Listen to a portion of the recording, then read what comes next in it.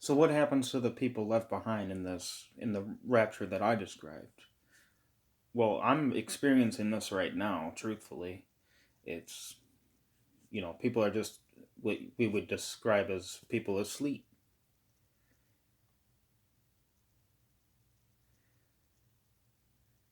See, my viewpoint of the world right now is completely different than it was 2 years ago. Now I sense people differently. Um,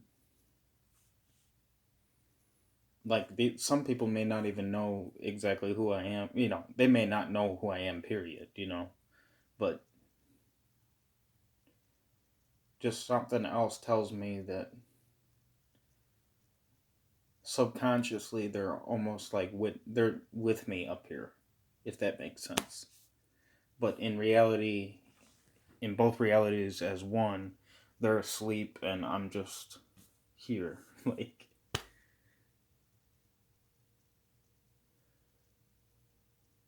that's you're left behind in that aspect of understanding.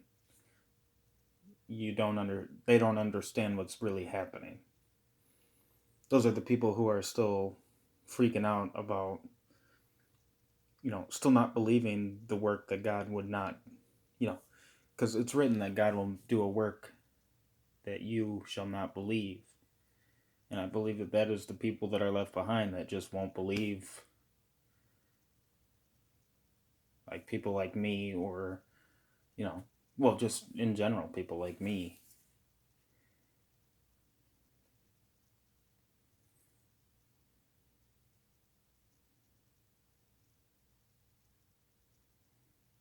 I'm just at that level where I understand that there's a matrix, and I believe that people left behind are like stuck in that matrix. So they're like, all right. So for example, when I see 666, people see 666, the devil's number. I see number 9, because I know that numbers are always, everything is in motion. So math is real.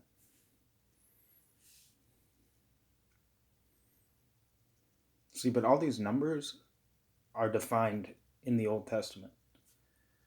You know, Moses writes about the matrix. He explains what the matrix is. Most people don't realize that the matrix is not some just Hollywood movie. It's actually part of everything that we study in scripture and everything. But yeah, that's all I can really say about, what happens to the people left behind.